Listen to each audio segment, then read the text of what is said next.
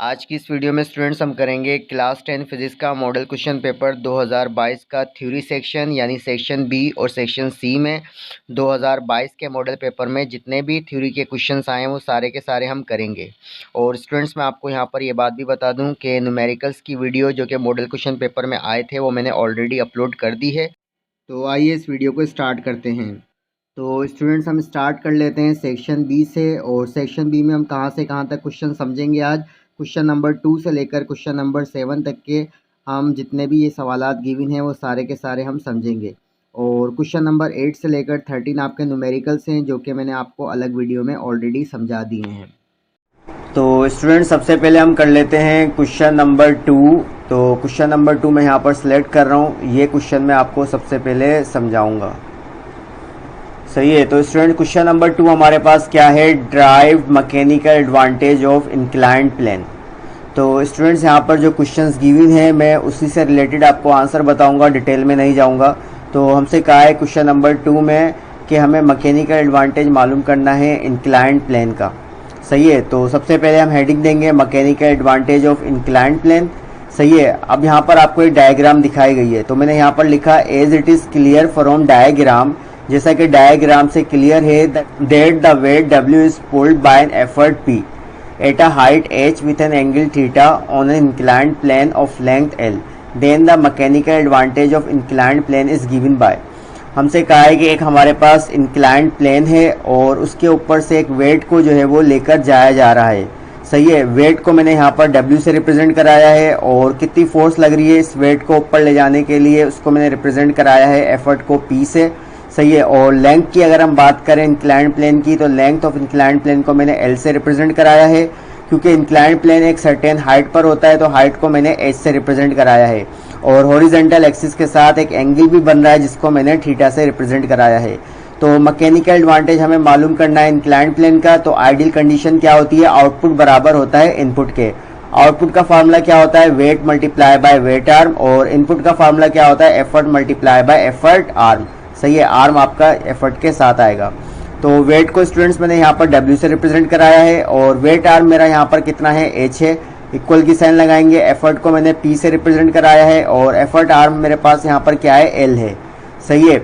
अब क्योंकि students P आप देख सकते हो राइट हैंड साइड पर L से मल्टीप्लाई हो रहा है, अगर मैं इसको लेकर जाऊंगा कहाँ पर, लेफ्ट हैंड साइड पर W से डिवाइड होगा तो W डिवाइड बाय P हमारा बराबर हो जाएगा L डिवाइड बाय, और H मेरा यहाँ पर W से मल्टीप्लाई हो रहा है, नीचे लेकर आएंगे तो क्या होगा, L से डिवाइड होगा। तो W अपॉन P हमारा बराबर हो गया L डिवाइड बाय H।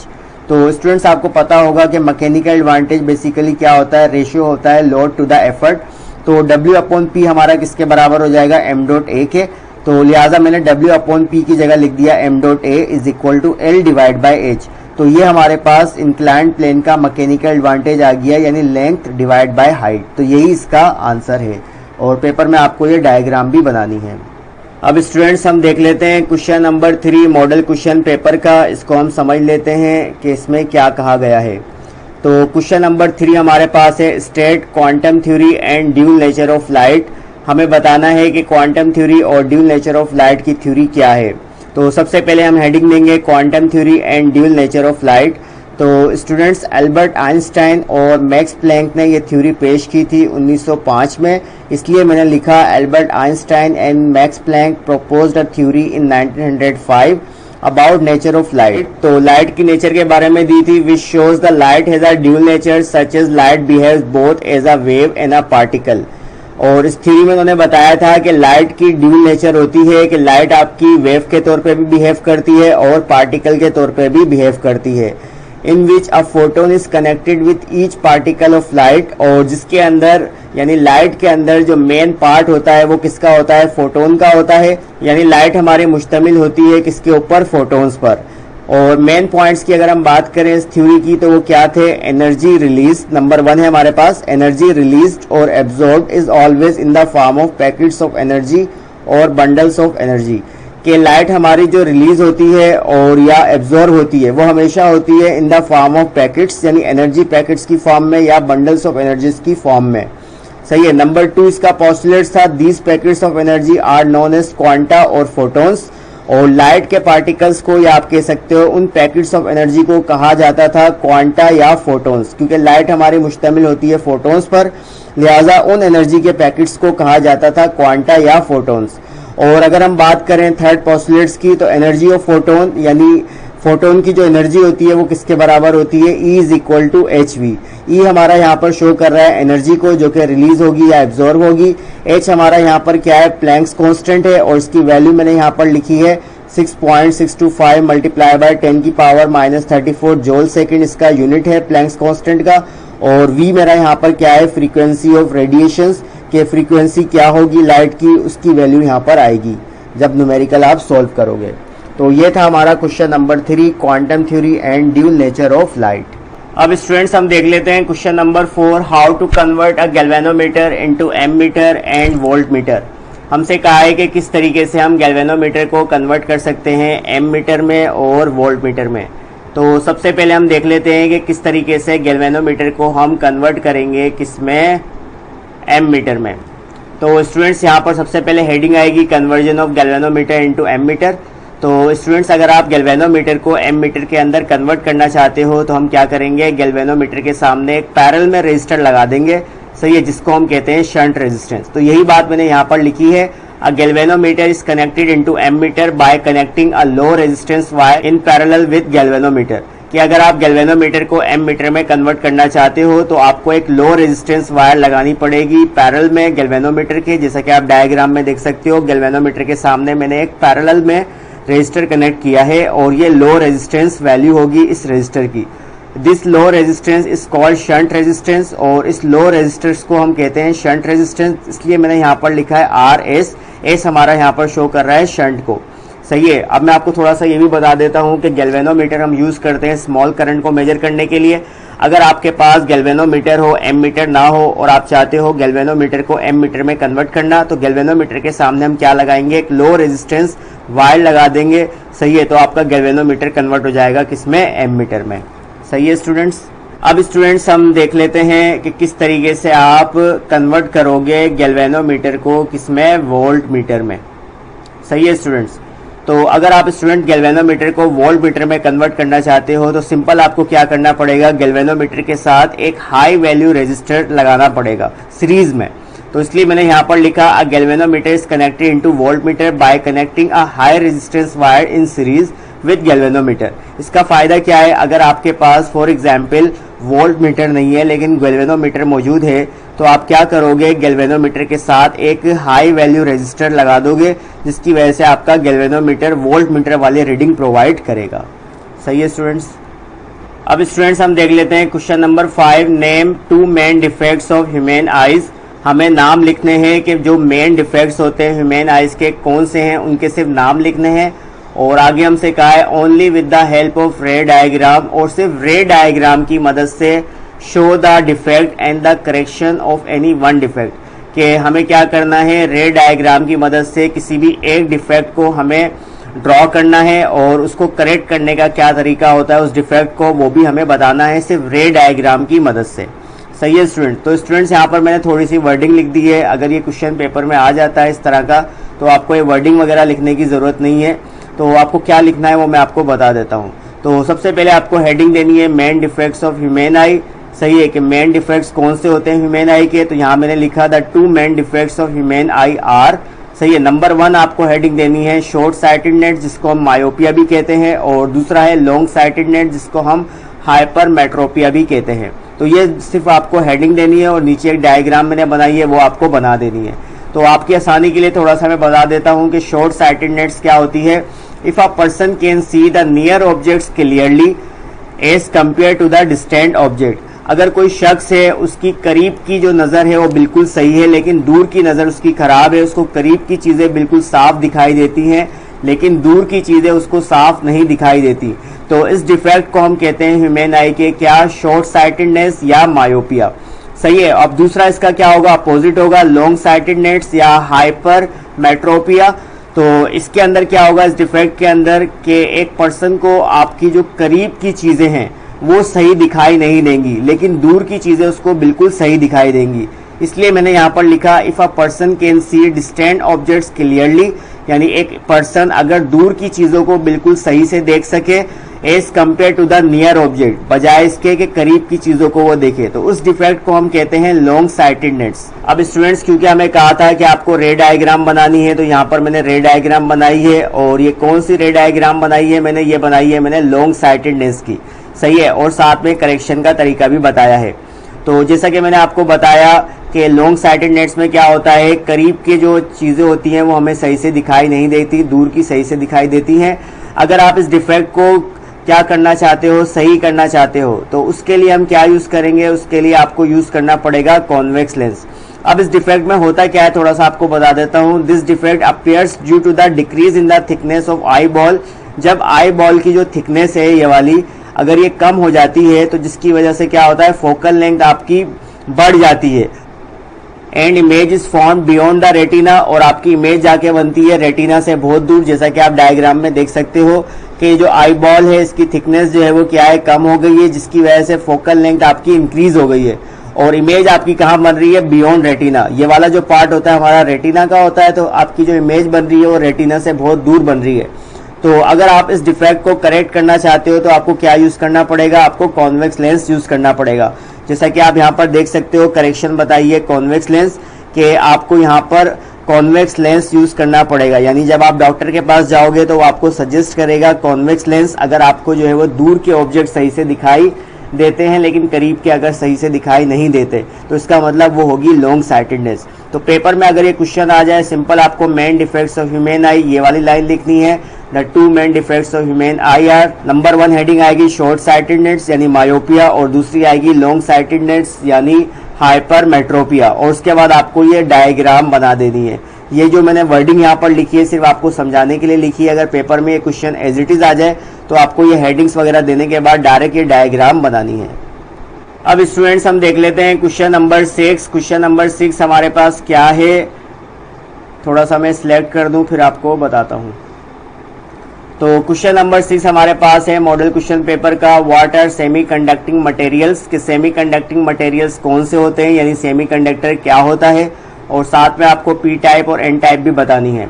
तो सबसे पहले स्टूडेंट्स हमारी हेडिंग आएगी सेमीकंडक्टर की। तो सेमीकंडक्टर ऐसे मटेरियल होते हैं जो कि ना ही गुड कंडक्टर होते हैं और ना ही गुड इंसुलेटर होते हैं, यानी ये कंडक्टर और इंसुलेटर के दरमियान आते हैं। इसलिए मैंने यहाँ पर लिखा the materials which are neither good conductor nor insulator. ऐसे मटेरियल जो कि ना ही जो है वो बहुत ज्यादा गुड कंडक्टर हो और ना ही इंसुलेटर हो, तो उनको हम कहते हैं semiconductor. Their properties lies between conductor and insulator, और उनकी जो प्रॉपर्टीज होती है कंडक्टर और इंसुलेटर के दरमियान होती हैं। Most common semiconductors are silicon and germanium. ये दो एग्जाम्पल मैंने बताई हैं कि आमतौर पर जो हम सेमीकंडक्टर यूज करते हैं वो कौन से होते हैं, सिलिकॉन होते हैं और जर्मेनियम होते हैं। उसके बाद आपसे कहा था एन टाइप और पी टाइप बताओ, फिर आपको हेडिंग देनी है एन टाइप सेमीकंडक्टर की। एन टाइप सेमीकंडक्टर क्या होता है, अगर हम इम्प्योरिटी ऐड करेंगे पेंटावेलेंट एटम की प्योर सेमीकंडक्टर में तो हमारा बन जाएगा एन टाइप सेमीकंडक्टर। इसलिए मैंने लिखा if the impurity of pentavalent atom is added in pure semiconductor then N type semiconductors are formed. फिर आपको हेडिंग देनी है पी टाइप सेमीकंडक्टर की। पी टाइप सेमीकंडक्टर क्या होते हैं, अगर आप इम्प्योरिटी ऐड करोगे ट्राईवेलेंट एटम की तो आपका बन जाएगा क्या, पी टाइप सेमीकंडक्टर। तो मैंने लिखा if the impurity of trivalent atom is added in pure semiconductor then P type semiconductors are form. तो यही स्टूडेंट्स का आंसर है क्वेश्चन नंबर 6 का। अब स्टूडेंट्स हम देख लेते हैं question number 7, state and drive Coulomb's law. सबसे पहले हमें स्टेटमेंट बताना है कि कूलम्स लॉ हमारा क्या है और उसके बाद उसका फार्मूला ड्राइव करना है यानी प्रूफ करना है। तो स्टूडेंट्स कूलम्स लॉ हमारा बेसिकली क्या बताता है, चार्जेस के बारे में बताता है कि अगर दो चार्जेस हैं उनके दरमियान जो है वो फोर्स ऑफ अट्रैक्शन होगी या रिपल्जन होगी, ये हमें पता चलता है कूलम्स लॉ से। तो सबसे पहले आपको हेडिंग लिखनी है कूलम्स लॉ की। फिर मैंने यहाँ पर लिखा this law was proposed by coulomb. ये लॉ किसने दिया था, कूलम ने दिया था, जैसा कि नाम से ही क्लियर है। दिस लॉ स्टेट्स दैट, ये लॉ हमें क्या बताता है, the electrostatic force is directly proportional to the product of their charges, कि अगर दो चार्जेस हैं और एक फासले पर रखे हुए हैं तो उनके दरमियान कौन सी फोर्स होती है, इलेक्ट्रोस्टैटिक फोर्स होती है। जो चार्जेस के दरमियान फोर्स होती है वो होती है इलेक्ट्रोस्टैटिक फोर्स। और वो इलेक्ट्रोस्टैटिक फोर्स क्या है, डायरेक्टली प्रोपोर्शनल है चार्जेस के प्रोडक्ट के। यानी हम उन दोनों चार्जेस को क्या करें, मल्टीप्लाई कर दें। अगर मैं आपसे कहूं एक चार्ज हमारा था Q1 और दूसरा कौन सा था Q2, तो तो मैथमेटिकली हम कैसे लिखेंगे, F is directly proportional to Q1 Q2, और इसे मैंने कह दिया ये हमारी इक्वेशन 1 है। आगे हमसे कहा है and inversely proportional to the square of the distance between their centres, यानी वो जो इलेक्ट्रोस्टैटिक फोर्स है वो इनवर्सली प्रोपोर्शनल है किसके, square of the distance between there centre, यानी डिस्टेंस का हम क्या कर दें, स्क्वायर कर दें, क्योंकि ये दोनों चार्जेस क्या हैं, एक डिस्टेंस के ऊपर रखे हुए हैं। तो इलेक्ट्रोस्टैटिक फोर्स जिसको मैंने F से रिप्रेजेंट कराया है वो इनवर्सली प्रोपोर्शनल हो गई किसके, 1/r स्क्वायर के, और इसे मैंने कह दिया ये मेरे पास इक्वेशन 2 है। अब हम थोड़ी सी एक्सप्लेनेशन देख लेते हैं, यही वर्डिंग मैंने यहाँ पर लिखी है, consider 2 charges Q1 and Q2, कि हमारे पास दो चार्जेस हैं Q1 और Q2 which are place at a distance of r, और वो दोनों के दोनों कहाँ पर रखे हुए हैं, डिस्टेंस के ऊपर रखे हुए हैं, फासले पर रखे हुए हैं r पर। Then the electrostatic force between these charges is given by, तो इलेक्ट्रोस्टैटिक फोर्स जो होगी इन दो चार्जेस के दरमियान वो क्या होगी, तो ये मैथमेटिकली पहले मैंने लिखा F is directly proportional to Q1 Q2, इसको मैंने कहा इक्वेशन 1, और फिर मैंने कहा F is inversely proportional to 1/r square, और इसे मैंने कहा equation 2।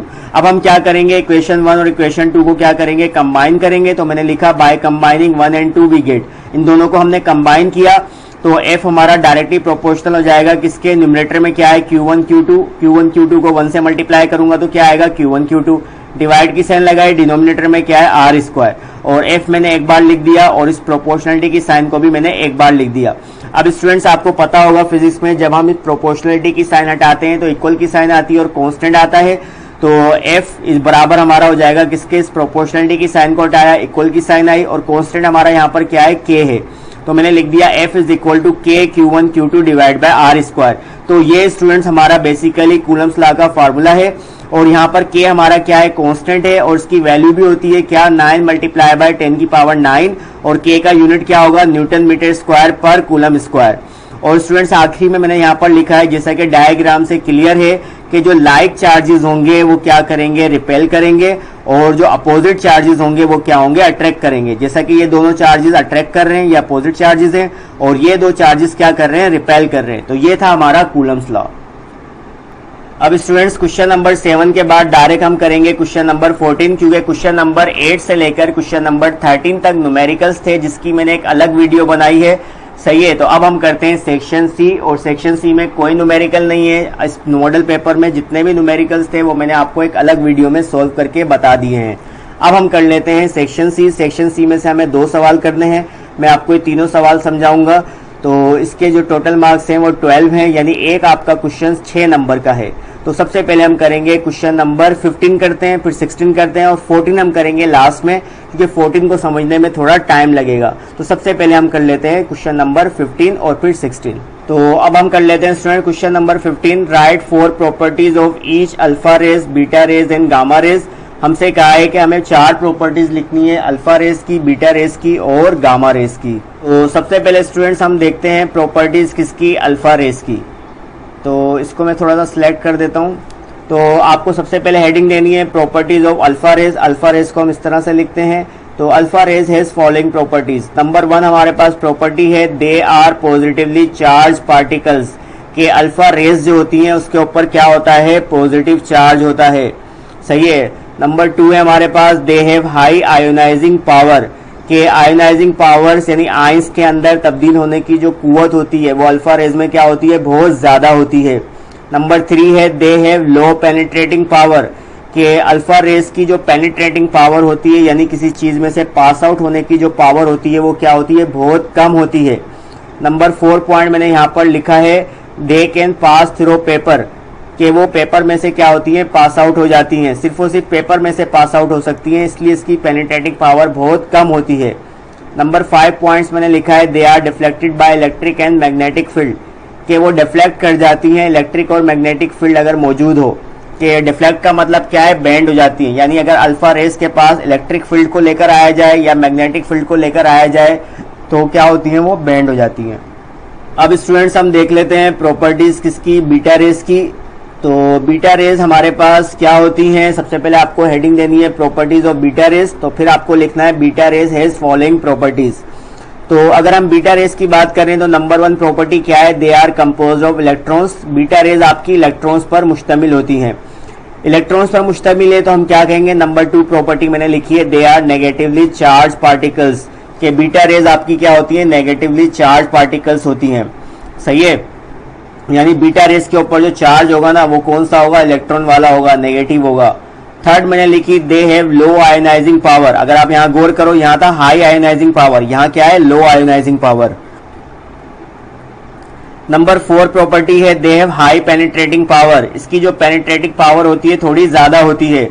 They can pass through plastic and aluminium foil. इसलिए क्या होती है, इसलिए क्या होता है कि ये रेस पास आउट हो जाती है प्लास्टिक और एल्युमिनियम फॉयल में से। और लास्ट पॉइंट मैंने लिखा they are deflected by electric and magnetic field, कि ये रेस भी क्या होती हैं, बेंड हो जाती हैं अगर इलेक्ट्रिक फील्ड और मैग्नेटिक फील्ड को करीब लेकर आया जाए इन रेस के। तो स्टूडेंट्स यहाँ पर मैंने टोटल 5 पॉइंट्स लिख दिए, यहाँ पर 6 लिख दिए, लेकिन आपसे सिर्फ 4 पॉइंट्स लिखने को कहा है। तो इसमें से आपको जो भी आसान लिखे वो कोई भी 4 पॉइंट्स आप लिख देना। अब स्टूडेंट्स हम देख लेते हैं प्रॉपर्टीज किसकी, गामा रेस की। तो इसको मैं थोड़ा सा सिलेक्ट कर देता हूँ, फिर मैं आपको थोड़ा सा ये बता देता हूँ। तो सबसे पहले आपको हेडिंग देनी है properties of gamma rays. Gamma rays has following properties. Number 1 they are neutral. Neutral है इसका मतलब दे हैव नो चार्ज। तो ये हो गई टोटल 2 प्रॉपर्टीज।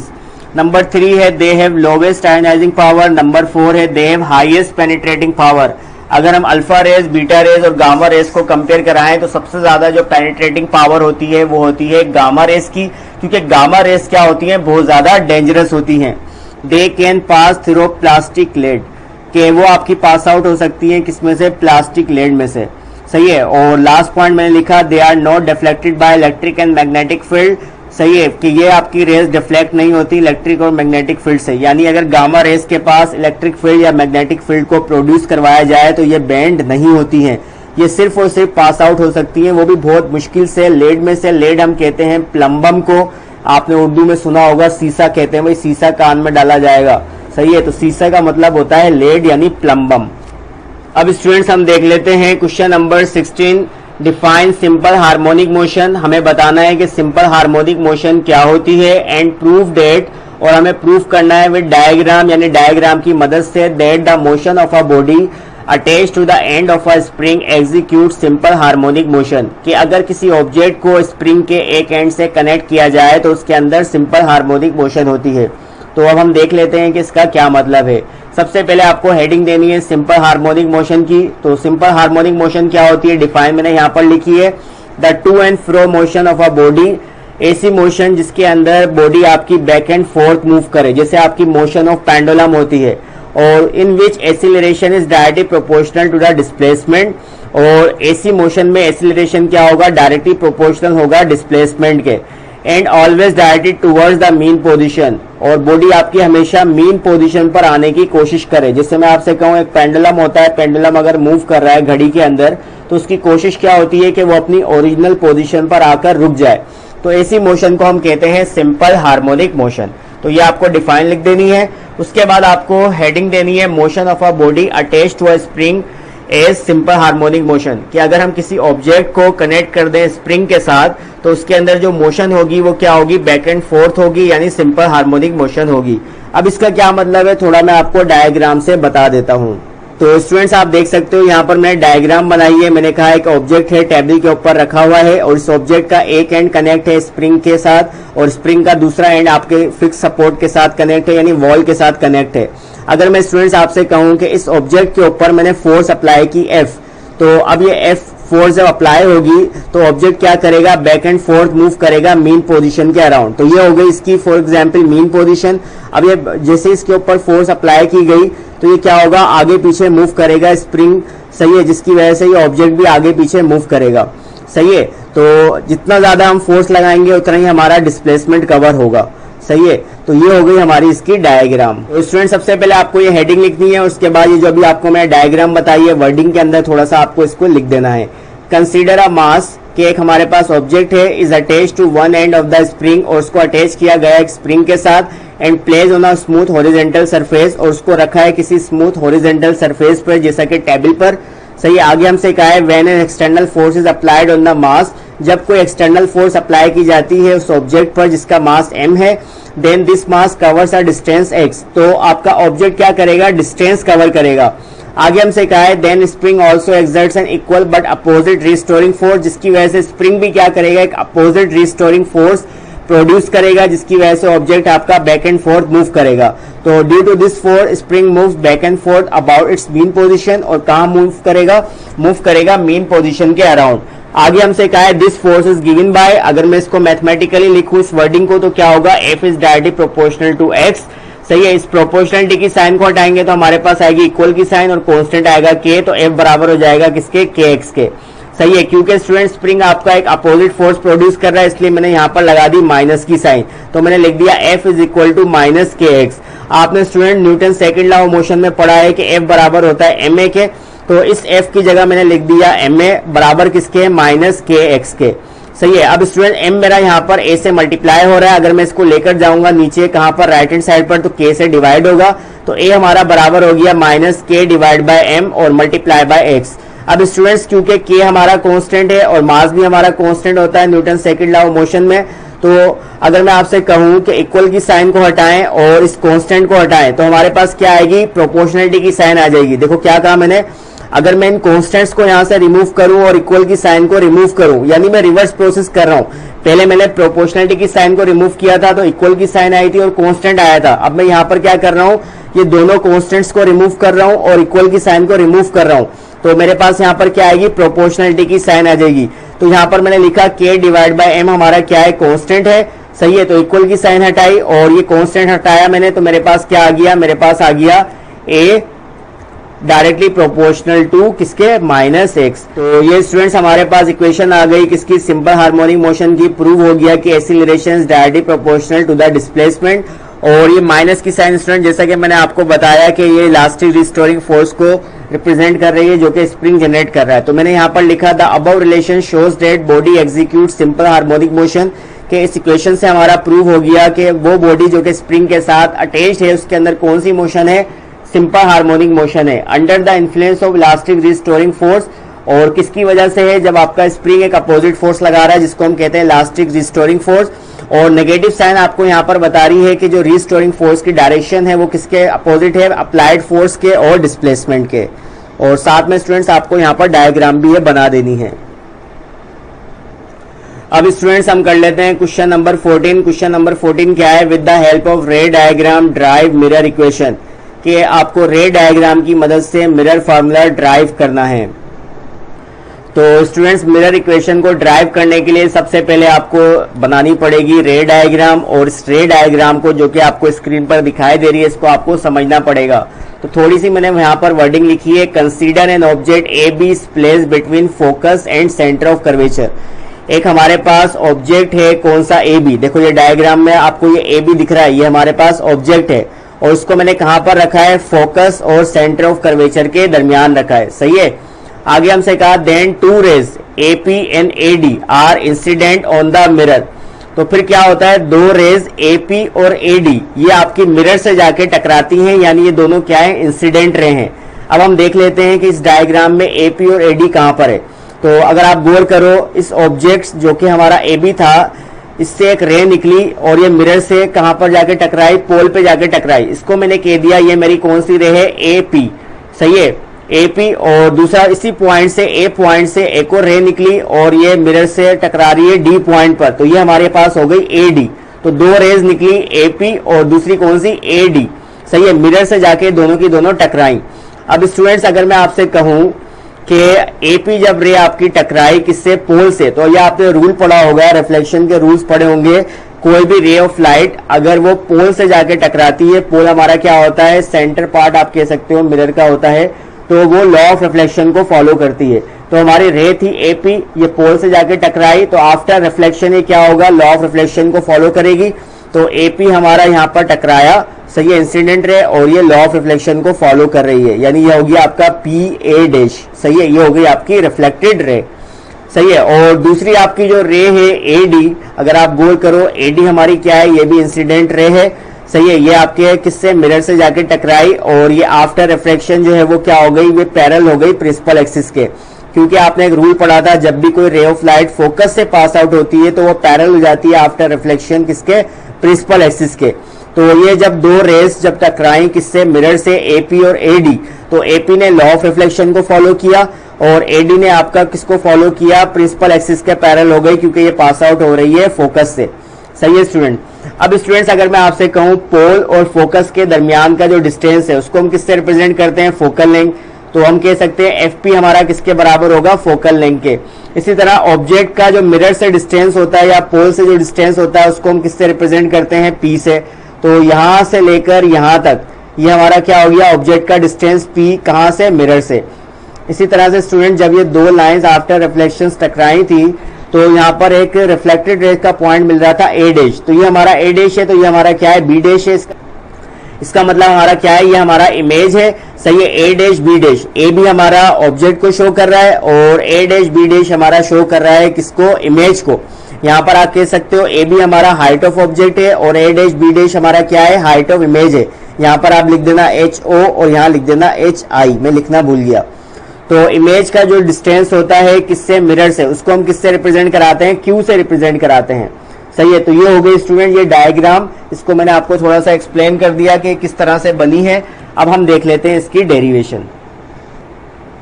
तो डेरिवेशन में स्टूडेंट सबसे पहले मैंने यहाँ पर लिखा है ट्राइएंगल ए पी बी और ट्राइएंगल ए डैश पी बी डैश, ये दोनों क्या है, तकरीबन इक्विवेलेंट हैं। तो ये कहाँ पर है इसमें आपको मैं बता देता हूँ। देखो ट्राइएंगल ए पी और बी, सही है, ये किसके इक्विवेलेंट है, ट्राइएंगल ए डैश पी और बी डैश। देखो एक हो गया हमारे पास कौन सा, ए पी और बी, और दूसरा कौन सा है, ए डैश और ये पी और ये बी डैश। ये दोनों ट्राइंगल यानी ये वाला और ये वाला, ये दोनों एक दूसरे के क्या है, इक्विवेलेंट हैं, सही है। अच्छा अब स्टूडेंट्स मैंने क्या किया यहाँ पर, अगर आप गौर करो, ए बी मेरा यहाँ पर एज इट इज लिख दिया, ए डैश बी डैश यहाँ पर क्या हो रहा है, मल्टीप्लाई हो रहा है, नीचे जाके क्या होगा, यहाँ पर डिवाइड होगा। देखो ए डैश बी डैश यहाँ पर क्या हो रहा है, मल्टीप्लाई हो रहा है। अगर मैं इसको यहाँ पर लेकर आऊं तो ए बी से क्या होगा, डिवाइड होगा। तो A B divide by A dash B dash किसके बराबर हो गया, ये बराबर हो गया P B divide by P B dash. इसको आप ऐसे ध्यान में रख लो, ए बी मैंने आपसे क्या कहा था, ए बी हमारा था ऑब्जेक्ट और ए डैश बी डैश हमारा क्या था, इमेज। तो ए बी के सामने हमारे पास आएगा क्या, पी आएगा, या आप कह लो पी बी आएगा। पी बी हमारा यहाँ पर किसको शो कर रहा है, देखो पी से लेकर बी, ये हमारा क्या है, ये हमारा पी के बराबर है, यानी पी बी हमारी लाइन किसके बराबर है, पी के बराबर है, distance of object from mirror. और ए बी हमारा किसके बराबर है, मैंने आपसे कहा था ए बी हमारा क्या है, हाइट ऑफ ऑब्जेक्ट। तो ए बी की जगह मैं लिख दिया एच ओ, और ए डैश बी डैश मैंने आपसे कहा था हाइट ऑफ इमेज, और ए डैश बी डैश की जगह मैंने क्या लिख दिया, एच आई लिख दिया, सही है। पी बी मेरा किसके बराबर है, डायग्राम में पी और ये बी, ये मेरा बराबर है किसके, पी के। तो पी बी की जगह मैंने लिख दिया पी, और पी बी डैश मेरा किसके बराबर है, पी और ये बी डैश, ये मेरा बराबर है किसके, क्यू के। तो पी बी डैश की जगह मैंने लिख दिया क्यू, और इसे मैंने कह दिया इक्वेशन 1। तो इक्वेशन 1 हमारे पास आ गई H O divide by H I is equal to P divide by Q. तो ये हमारे पास हो गई इक्वेशन 1। अब स्टूडेंट्स हम आगे देख लेते हैं, similarly triangle A B F is equal to triangle F P D. अब ये ट्राइंगल कहां पर है डायग्राम में, ए बी एफ। अब इस वाले ट्राइंगल की बात हो रही है, ट्राइंगल ए बी एफ किसके बराबर है, ट्राइंगल एफ पी डी। तो एफ पी और डी, ये जो लाइन जा रही है ना आप इसको भूल जाओ, सही है। ट्राइंगल ए बी एफ किसके बराबर है, ट्राइंगल एफ पी और ये वाला डी, सही है। अब स्टूडेंट फिर से हमें वही बात करनी है। अब आपको क्या लिखना है, सबसे पहले हमने लिखा ए बी, सही है, और डिवाइड बाय डी बी। ये स्टेप आप थोड़ा सा याद रख लेना, बराबर किसके, B F divide by F P के, सही है। अब स्टूडेंट ए बी मेरा किसके बराबर था, ए बी मेरा बराबर था हाइट ऑफ ऑब्जेक्ट के। तो ए बी की जगह मैंने लिख दिया क्या, एच ओ, और डी बी मेरा किसके बराबर है, अगर आप गौर करो डायग्राम में डी, देखो ये डी हो गया और ये बी हो गया। अगर मैं कहूं डी और बी, यहाँ पर ये किसको शो कर रहे हैं, ये हाइट ऑफ इमेज को शो कर रहे हैं। तो डी बी की जगह मैंने क्या लिख दिया, एच आई लिख दिया, सही है। अब बी एफ देख लेते हैं, बी एफ से पहले एफ पी देख लेते हैं। अगर मैं आपसे पूछूं एफ और पी ये हमारा किसके बराबर हो रहा है, अगर आप इस लाइन को फॉलो करो तो ये बराबर हो रहा है एफ के। तो एफ पी की जगह मैंने क्या लिख दिया, एफ लिख दिया। अब बी एफ देख लेते हैं, ये थोड़ा समझने वाला है। बी एफ मुझे ये वाली वैल्यू निकालनी है, बी से लेकर एफ तक की। तो बी एफ मेरा स्टूडेंट्स यहाँ पर अगर आप गौर करो, बी को अगर मैं यहाँ पर एक लाइन ड्रॉ करूं तो यहाँ पर पी भी आ रहा है, एफ भी आ रहा है, लेकिन मुझे क्या मालूम करना है, बी एफ के दरमियान का डिस्टेंस मालूम करना है। तो बड़ी वैल्यू यहाँ पर कौन सी है, पी की और एफ की कम है। तो मैं क्या लिखूंगा, पी माइनस एफ, यानी अगर मैं पी में से एफ निकाल दूं, एफ से लेकर पी मेरा क्या है, एफ है, और बी से लेकर एफ तक मेरा क्या आ रहा है, पी प्लस एफ आ रहा है, ऐसे कह लो आप। तो अगर मैं पी में से एफ निकाल दूंगा तो मेरे पास वैल्यू आ जाएगी बी एफ की। तो बी एफ की जगह मैंने क्या लिख दिया, पी माइनस एफ और डिवाइड बाय एफ, सही है, और इससे मैंने कह दिया इक्वेशन 2। अब स्टूडेंट्स हम क्या करते हैं, इक्वेशन 1 को और इक्वेशन 2 को हम कंपेयर करा देते हैं। सही है, अगर आप गौर करो लेफ्ट हैंड साइड पर यहाँ पर है H O divide by H I, और यहाँ भी क्या है H O divide by H I. अब आपकी मर्जी है पी डिवाइड बाई क्यू को आप यहाँ पुट कर दो, या P minus F divide by F को यहाँ पुट कर दो। तो मैंने लिखा by comparing 1 and 2 we get. सही है, अगर हम 1 और 2 को कंपेयर कराएं तो हमें क्या मिलेगा, तो मैंने यहाँ पर क्या किया, P डिवाइड बाय Q को 2 में पुट कर दिया। तो P divide by Q is equal to P minus F divide by F. यहाँ पर F आएगा, Q नहीं आएगा, इसको थोड़ा सा मैं सही कर देता हूँ। तो ये स्टूडेंट मैंने सही कर दिया, यहाँ पर बाय डिफॉल्ट मैंने यहाँ पर Q लिख दिया था गलती से, यहाँ पर Q नहीं आएगा क्योंकि यहाँ पर क्या था P minus F divide by F. तो यहाँ भी क्या आना चाहिए, P minus F divide by F. अब स्टूडेंट नेक्स्ट स्टेप में मैंने क्या किया, मैंने कहा divide both sides by P we get. अब हमें क्या करना है, दोनों साइड पर डिवाइड कर देना है, किससे, P से डिवाइड कर देना है। तो मैंने क्या किया, P से दोनों तरफ डिवाइड कर दिया। यहाँ पर क्या लिखा था, Q लिखा था, तो Q के साथ मैंने क्या किया, P को मल्टीप्लाई कर दिया, और F के साथ भी P को मल्टीप्लाई कर दिया, यानी एक तरह से मैंने डिवाइड किया।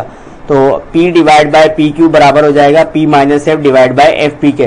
तो स्टूडेंट्स अगर आप गौर करो, P से P कैंसिल, सही है, P से P कैंसिल हो गया, बाकी क्या बचा 1 अपॉन क्यू, इक्वल की साइन लगाई। अब ये एफ पी मेरा P से भी डिवाइड हो रहा है और F से भी डिवाइड हो रहा है, और बीच में माइनस की साइन है, तो अलग अलग करके लिख लेते हैं। तो मैंने लिखा P divide by F P और minus F divide by F P. तो P को अगर मैं FP से डिवाइड करूंगा तो P से P कैंसिल हो जाएगा, बाकी क्या बचेगा 1 अपॉन एफ। सही है, माइनस की साइन लगाई, और F को अगर मैं डिवाइड करूंगा FP से तो F से F कैंसिल हो जाएगा, बाकी क्या बचेगा 1 अपॉन P। एक स्टेप में यहाँ पर लिखना भूल गया, ये जो मैंने आपको वर्बली बताया ये आप लिख लेना। क्या करना, P को डिवाइड कराना FP से, P से P कैंसिल होगा, फिर क्या आएगा 1 अपॉन एफ, माइनस की साइन लगाना बीच में, F को डिवाइड कराना FP से, F से F कैंसिल हो जाएगा, बाकी क्या आएगा 1 अपॉन P। सही है, अब स्टूडेंट्स हम क्या करते हैं, माइनस 1 अपॉन P यहाँ पर नेगेटिव है, अगर मैं इसको लेके जाऊंगा कहाँ पर, लेफ्ट हैंड साइड पर, तो ये आपका हो जाएगा पॉजिटिव। तो 1 अपॉन एफ मेरा बराबर हो गया 1 upon Q plus 1 upon P. तो ये हो गया हमारा ड्राइव मिरर फार्मूला। सही है स्टूडेंट। तो स्टूडेंट्स यहाँ पर हमने मॉडल क्वेश्चन पेपर फिजिक्स का क्लास 10th का जितने भी क्वेश्चंस आए थे थ्योरी के सेक्शन बी में और सेक्शन सी में, वो सारे के सारे हमने कर लिए। और स्टूडेंट्स मैंने आपको सेक्शन बी और सेक्शन सी के जितने भी क्वेश्चन समझाए मॉडल क्वेश्चन पेपर के, इसकी मैं आपको PDF फाइल बना के डिस्क्रिप्शन में लिंक दे दूंगा, वहां से जाकर आप डाउनलोड कर सकते हो। तो स्टूडेंट्स आज के लिए इतना ही, फिर मिलेंगे, अल्लाह हाफिज़।